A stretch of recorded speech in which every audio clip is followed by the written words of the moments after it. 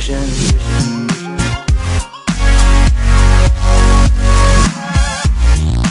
Turns out we just missed getting hit by an asteroid. A piece of solid rock, roughly the size of a 10-story building. Now, I say just missed because it came within 45,000 miles of us. That's a lot closer than the moon is, and scientists say way too close for something that big. Had it struck, again, the people who tell us about these things, say the impact could have had the force of 1,000 Hiroshima-strength atomic bombs over a huge area of the Earth. There are quite a few theories about how the world might end. For example, it's been suggested that there could be a big solar storm which would take the world out. Well, we get solar storms from time to time, and they're a bit troublesome if you're an astronaut. Indeed, not good news if you're an astronaut. But down here on Earth, we are protected by the Earth's magnetosphere, the effects of the magnetic field. And okay, solar storms can disturb that. They can produce currents in power lines that sometimes cause trouble. They can take out satellites, stop satellites working. So they could affect our GPS and any telephone calls that go by satellite, for example. But they're not going to end the world. Every so often asteroids do hit the Earth. We know, we can see some of the craters. There's Meteor Crater, or Barringer Crater as it's properly called, in Arizona. And there's traces of a very big crater, partly on the Mexican Yucatan Peninsula and partly under the sea. That big crater was the result of an impact about 65 million years ago, and it's thought that's what caused the extinction of the dinosaurs and many other things. So a big thing like that could cause us some problems. Broadly speaking, what happens is when something big like that impacts, it not only makes a crater, it kicks up a whole lot of dust into the atmosphere. And the atmosphere cuts out the sunlight, and that stops crops growing and foods fail and there's starvation and so on. So that is something we need to look out for, and we are looking out for. There's an array of telescopes all around the world monitoring the sky night after night, actually monitoring about 1,000 potentially hazardous objects, things that might come and hit the Earth one day. As they monitor them, they discover that the vast majority of them won't, that as they get the orbit more accurately, they see it'll miss the Earth. But if there was something coming to hit the Earth, we'd get 2 or 3 years' notice. And even with today's technology, we could divert it so that it didn't impact the Earth. And there's research going on all the time which will improve that technology so that it gets easier to divert an incoming asteroid. We've got no knowledge of any big asteroid coming to hit us. Some of the techniques they use to deflect an asteroid, one of them is to paint it white all over, which means it reflects sunlight very well. And the sunlight bouncing off the asteroid will push it sideways so that it'll move away and not hit the Earth. That's one of the neatest solutions. But they're also developing what they call gravity tractors, satellites that are pretty heavy and through their own gravity can attract the asteroid and make it change course. And there's also some that will actually physically hook onto the asteroid and tug it aside. So there's lots of ways of doing this. The magnetic field of the Earth, the thing that makes your compass point due north, that flips over every so often. And I'm using flip as a geologist would use flip. The flip actually takes 5,000 years.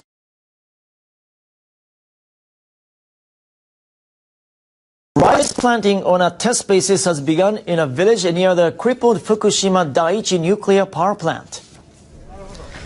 This comes after the central government lifted its ban on entering Kawauchi village in April. Rice planting in the area had been banned at all paddies following the nuclear accident last March. The purpose of this year's harvest is to verify the product's safety. On Sunday, about 40 farmers and volunteers began planting rice at 30 rice paddies. Fabric that absorbs radioactivity was laid near entrances of irrigation channels. Villagers have also sowed into the soil substances that absorb radioactivity. Once the safety of this year's harvest is confirmed, rice production will be fully resumed for the next season. I'm very happy to be planting rice along with so many others. I hope the safety of the rice will be confirmed so that the village can fully begin producing rice next year. From Plato's Republic was the idea that population should be controlled and unwanted life should be disposed of like trash. In other words, that some were worthy of life and others weren't. This is a concept that comes through in Darwin's ideas about survival of the fittest. If we are evolving towards individual perfection by natural means, that would mean that collectively we are in fact evolving towards a utopian society of perfect men and women. However, in that case, those with perceived poor genetic material would be slowing that collective evolution, and so the whole process could be accelerated by getting rid of those who are not made of the right stuff. The end goal of a utopian society of purebred humans would justify the means of getting rid of the lesser ones. Remember that the full title of Origin of Species was On the Origin of Species by Means of Natural Selection or the Preservation of Favoured Races in the Struggle for Life. One of the major influences on Darwin was a man called Thomas Malthus, who received the blessings of French deist Jean-Jacques Rousseau and famous Scottish philosopher David Hume. Incidentally, David Hume has a prominent statue on Edinburgh's Royal Mile, and if you look at the back of it, you will see this sun god symbol. Now, Thomas Malthus authored a document called The Essay on the Principle of Population, where he concluded that, amongst other things, society should adopt policies that prevent the human population from growing disproportionately larger than the food supply.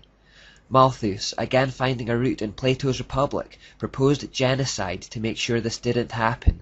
Specifically, he thought to target the poor.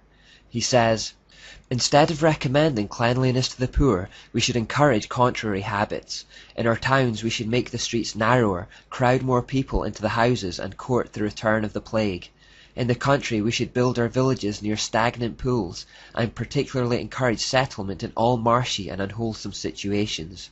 But above all, we should reprobate specific remedies for ravaging diseases, and those benevolent but much mistaken men who have thought they were doing a service to mankind by projecting schemes for the total extirpation of particular disorders."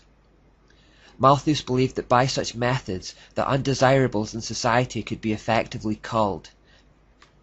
He said regarding children, "We are bound in justice and honour formally to disclaim the right of the poor to support. To this end I should propose a regulation be made declaring that no child born should ever be entitled to parish assistance. The illegitimate infant is comparatively speaking of little value to society, as others will immediately supply its place. All children beyond what would be required to keep up the population to this desired level must necessarily perish, unless room be made for them by the deaths of grown persons." The logic behind the idea that those who serve society least should be destroyed was echoed under Darwinism in the survival of the fittest. The individual is lost in the collective. Again, the end of a utopian society justifies the means of killing the poor and the weak.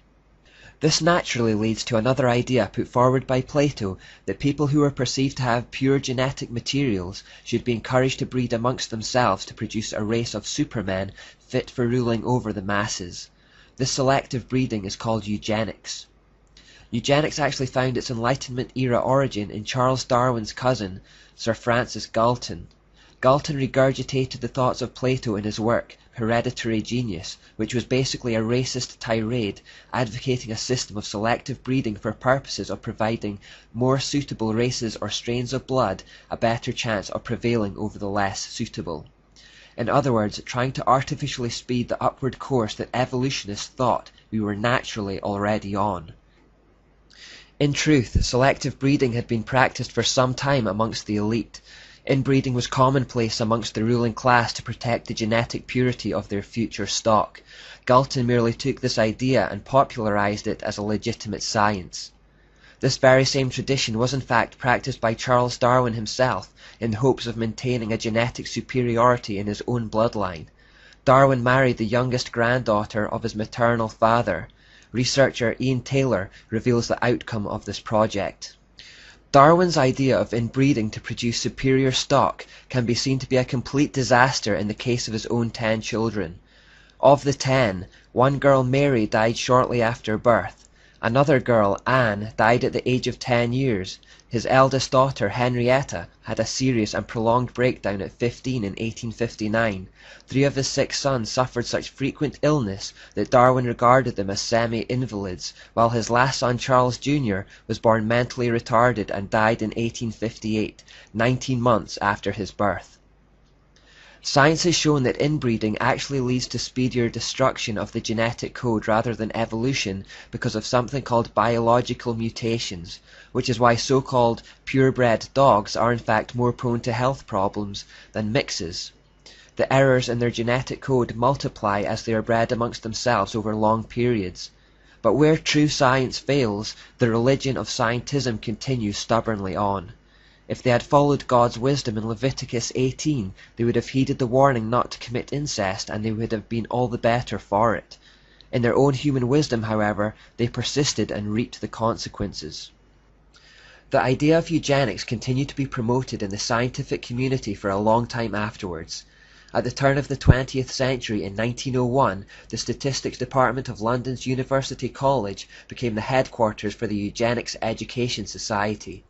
Motivated by Galton's vision of a future utopia ruled by a genetically engineered pure elite, the Eugenics Society grew into a successful political movement and would eventually inspire Hitler's Holocaust against the Jews. Population control is still a big issue for the elite today. As recently as May 24, 2009, The Times reported of a secret meeting of billionaires held in New York City, including the likes of Bill Gates and Oprah Winfrey, where the #1 issue on the agenda was how to cap the global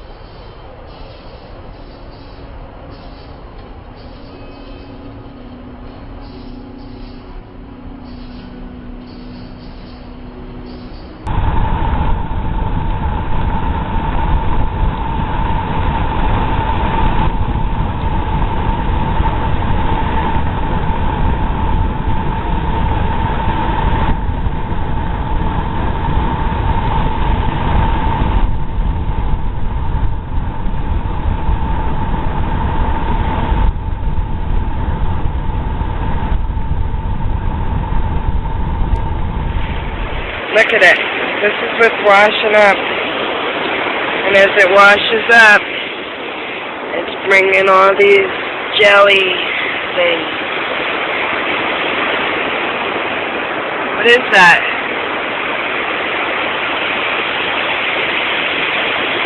It's all over. State warns on EMP.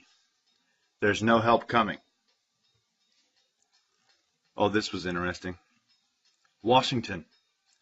Arizona Governor Jan Brewer has signed legislation to require the state's Department of Emergency and Military Affairs to prepare materials outlining what citizens need to know to deal with either a natural or man-made electromagnetic pulse event that could knock out the vulnerable electrical grid system over a wide geographical region. But if this isn't another red alert for you, I don't know what else to tell you. The legislation, SB 1476, was introduced by Senator David Farnsworth. It includes the type and quantity of food, water, and medical supplies that each person should stockpile in case an EMP occurs over the U.S. What? The legislation, however, doesn't require actual hardening of the grid within a state. Unreal. And, Russia sanctions, I almost read the NBA bans, Russia sanctions not tough enough yet, analysts say. Well, if they get any quote-unquote tougher, they're going to be really attacking Putin. And that's just going to make him mad. I mean, it's not doing anything. It's actually creating another financial system to fall back on when this one collapses. So, do you believe in global warming? Yes, I do. Global warming is a bad way to phrase it. Do I believe in climate change? Yes. Yeah, to an extent I do. Yes. Yes. Yes. Why do you believe global warming? because there's scientifically valid proof that global warming exists. Because it's getting hotter and colder. Like, I've been in Georgia my whole life, and we've never really seen snow the way we've seen it the past 2 years.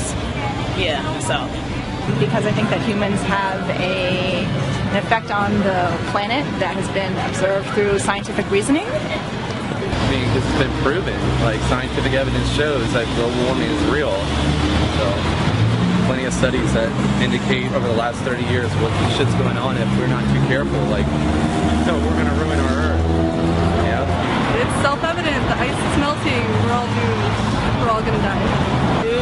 I really don't know what's going on with the government. I know there are tons of weather machines. I know all the weather isn't real weather, so it's kind of like, who knows, you know? Right. 1 minute it's snowing, 1 minute it's raining, then it's hot and it's cold, so just roll with it. Yeah, climate change or global warming, yeah, I'm fairly certain that it's, you know, created by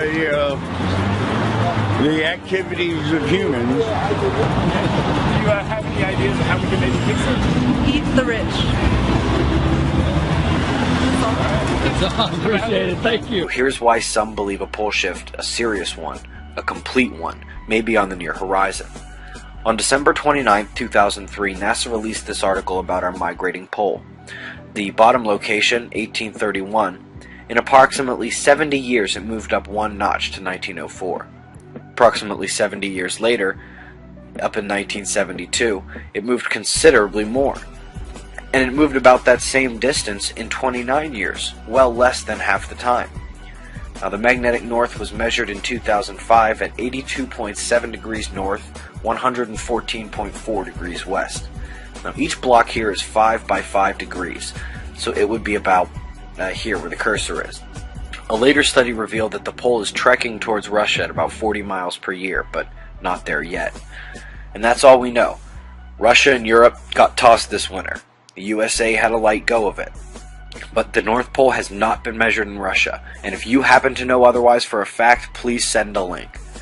Let's be clear, the increasingly fleet-footed North Pole may change direction, stop entirely, speed up, or something else.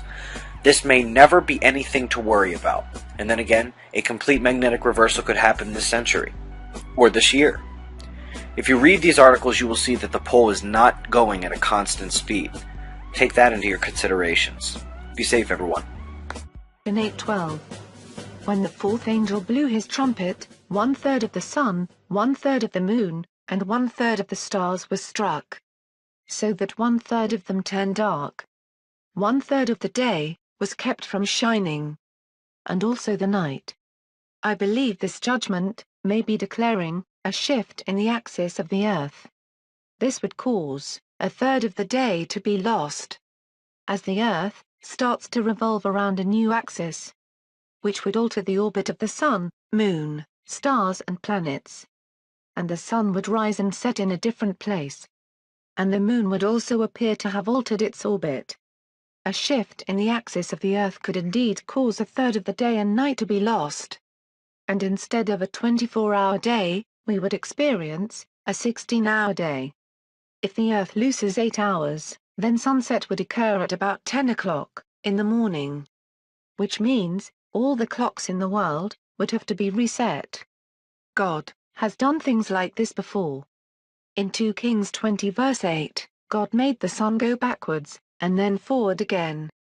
Which would mean that the earth's rotation would have rolled back, and then forward again. And during the days of Joshua in Joshua 10 verse 12, God made the sun and moon stand still for a while. Which means that both the earth and the moon's revolution stopped altogether. Technology does exist. It is real as you or me, and it's a whole lot more out there than even the most diehard believers could possibly fathom.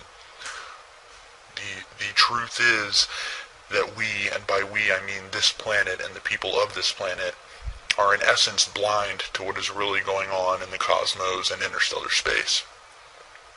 What people call aliens, we call IBs, or in layman's terms, interdimensional beings. And what we found out and have known about since the early 70s is that in simplest terms, other dimensions or planes, as we call them, exist and lay on top of each other, almost stacked, as if you had a blanket with another blanket stacked on top of it and another blanket stacked on top of it. To explain it so you can understand, you can imagine the Earth and our reality as a thin blanket, and all of these other higher dimensions are the blankets laying directly on top of ours. However, we can only see our own blanket. Now the alien beings, or the ships that we have seen in videos, and that many people have captured over the years, are in fact what we call jumpers, in that they exist in their relative dimensions, but have in fact jumped into ours. We have discovered that most of the time we are unable to see them, as they are at a wavelength indifferent to our own, and our senses, eyes and ears cannot detect. From the information that I have gathered and been briefed on, every planet, star, and galaxy within our own plane and universe, as we see it, exists also in these other dimensions. We've detected that we know of and that I've been briefed on at least 4 other dimensions that do exist.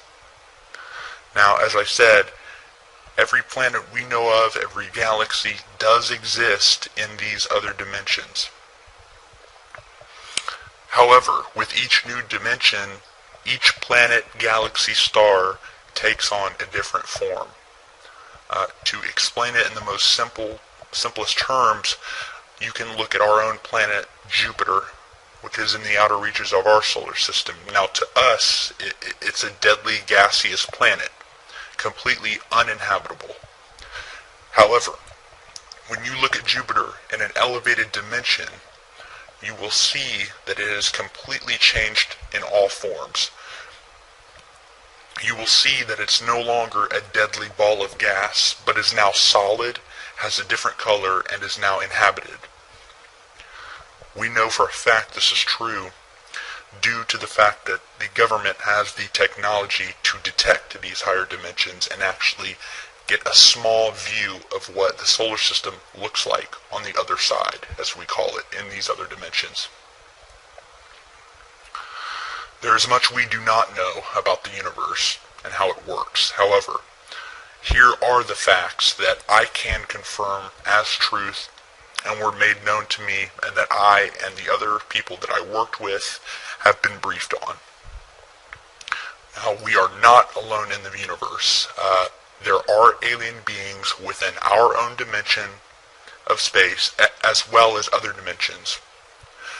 The planet Earth is an early stage, I guess you could say, training ground, if you will, whereby which we as beings will live until we advance to the higher dimensions. Now, we are not the bottom of the food chain, and we have discovered that there are at least 2 dimensions below our own plane. But that is as far as I will go regarding that. Now, I'm getting a little bit low on time, so I will leave you with a few other important things that people will no doubt want to know about later in time once this video is made public. Now, these are things that I have been briefed on by my superiors and that are common knowledge in the Black Ops community. Now, the planet that we know of as Mars was at one time inhabited, but again, at one time was wiped out by the people who inhabited the planet, which were much more technologically advanced than we are. Which we discovered by testing and analyzing the chemical residue found from the blasts around the planet, as well as artifacts that we've also discovered on the planet, including the infamous glass tubes seen in the few of the publicly made photographs from NASA. Now, these are not glass structures, but a glass-like material that is about 1,000 times stronger than any material or steel that we have on our own planet. These tubes were used as a means of travel underground and above ground by the people who inhabited this planet. It is thought from our research that there are still an ET presence inhabiting Mars, but again, this is as far as I will go, and that I was briefed on regarding that matter. Now, I'm not trying to be completely vague, but I am trying to give you a picture of what is going on out there that doesn't completely put me in more danger than I am already in just by revealing the few things that I have.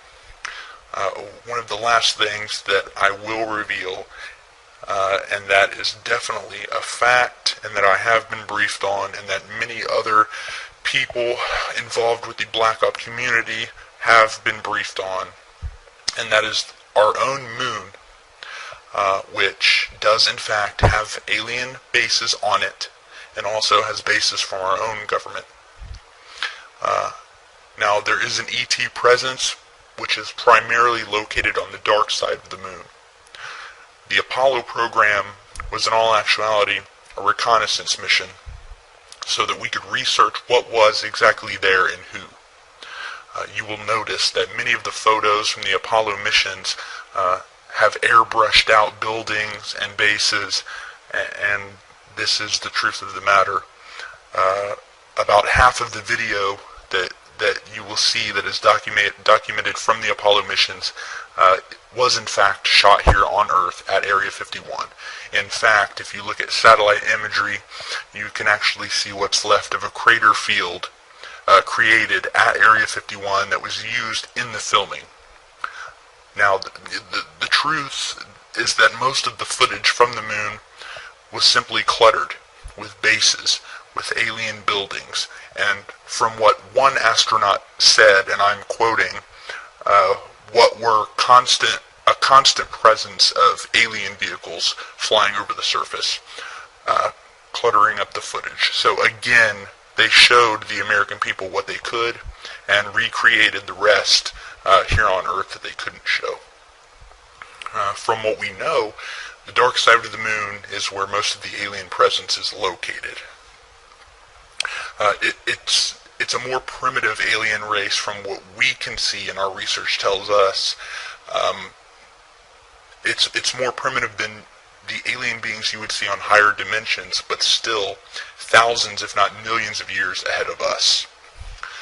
Now, we have our own bases, which are primarily located in or near the Sea of Tranquility, which is the site of Apollo 11, and also one base that I know of located near the crater Sabine D. To this day, we are still sending secret missions to and from the moon. However, I do not know the complete details of what we are doing. A war is being waged that you may know nothing about, the war against the homeless. On April 18th, the ACLU sent a letter to both the Department of Justice and the Detroit Police Department urging that the practice of dumping the homeless be stopped. A year-long ACLU investigation claims the following. Detroit police officers stopped people perceived to be homeless in the tourist area of Greektown in Detroit. They forced them into vans, took them for a ride, and deserted them miles away. The sad truth, Detroit isn't the only city that treats the homeless this way. Joining me now from Detroit is Michael Steinberg, legal director of the ACLU of Michigan. Nice to have you, Michael. Thank you, Melissa. So tell me, what did your investigation show that the police were doing to folks who are experiencing homelessness in Detroit? Essentially, what the police were doing were kidnapping individuals off the streets of tourist-friendly areas of Detroit, putting them in handcuffs, throwing them in the back of a wagon or a police car, and transporting them either outside the city or to deserted parts of the city and abandoning them. They then tell the individuals that they weren't welcome back into Greektown or other tourist-friendly areas. Sometimes they'd make it difficult for them to return by making them throw their money down a storm drain. And the problem, of course, is that the lifeline for many of these individuals is in Greektown. There are warming centers, there's food and churches and other services. So they'd have to walk sometimes through the middle of Michigan winter One person had a blood clot in his leg, and it took him over 3 hours to get back. Michael, I want to take a moment and listen to some of the men talking about their own experiences, and then I'll have you respond to something. Okay. Didn't ask who we were. You know, get in the van. I asked him if I was free to go. He told me no. You took like maybe a 15-minute ride. You don't know where you're going. You don't know where you're ending up. Maybe when you get there, you're abused in some way. What would that feel like? And we're walking back. It took us almost 5 hours to get back. Walking, it was cold. So, Michael, have the Detroit Police Department or the Department of Justice addressed these concerns? Well, we had the quickest response time in Detroit by the police in history, I think. As soon as we sent our letter, they sent over 2 members of Internal Affairs saying they wanted to investigate it. They've met with some of the individuals that we've spoken to, and we hope it will put an end to it.